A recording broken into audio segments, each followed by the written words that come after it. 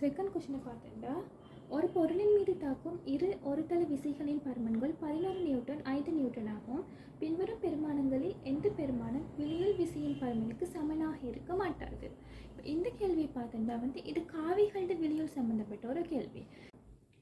இங்கே 11 நியூட்டன் விசை 5 நியூட்டன் விசை. இப்போ ஏன புள்ளியில் 11 நியூட்டன் விசை இப்படி தாக்கி 5 நியூட்டன் விசை ஒரே பக்கத்தில் தாக்கினா இந்த ரெண்டு விசைகளையும் விலையில் 11ஐயும் 5ஐயும் கூட்டுவதற்கு சமனாக வரும். அதாவது 11 + 5 அதாவது 16 நியூட்டன். இதுதான் இந்த ரெண்டு விசைகளையும் மேக்சிமம் பெருமானம்.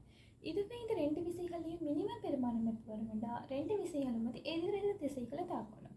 இப்போ இந்த ஏன புள்ளியில் ஒரு விசை 11 நியூட்டன் விசை மேல் நோக்கி தாக்கி 5 நியூட்டன் விசை கீழ் நோக்கி தாக்கினா விலையில் விசை மேல் நோக்கி 11 - 5 6 நியூட்டனாக வரும். அப்போ மேல் நோக்கி 6 நியூட்டன் தான் விலையில் விசை. அப்போ இது மினிமம் பெருமானம். மேக்சிமம் பெருமானம் 16 நியூட்டன், மினிமம் பெருமானம் 6 நியூட்டன். இப்போ 16 நியூட்டனுக்கும் 6 நியூட்டனுக்கும் இடைப்பட்ட எந்த ஒரு பெருமானத்தையும் இந்த விலையில் விசை எடுக்கும்.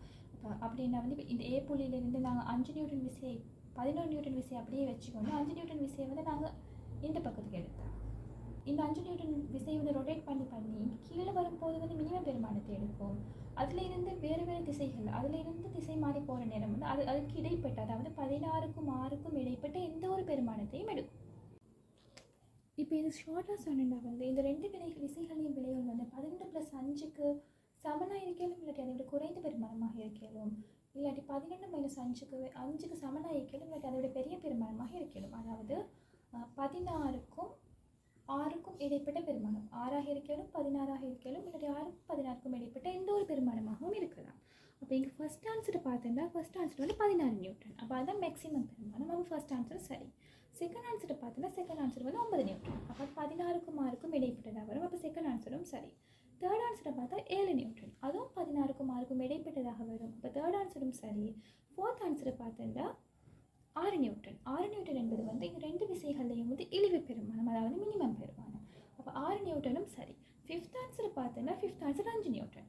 5 நியூட்டன் என்றது ராங். ஏன்னா இதில் மினிமம் பெருமானம் தான் 6 நியூட்டன். 6 நியூட்டனை விட குறைவாக இதில் விலையில் விசை வர இயலாது. ஆகவே இதுக்கு ஆன்சர் ஃபிஃப்த் ஆன்சர்.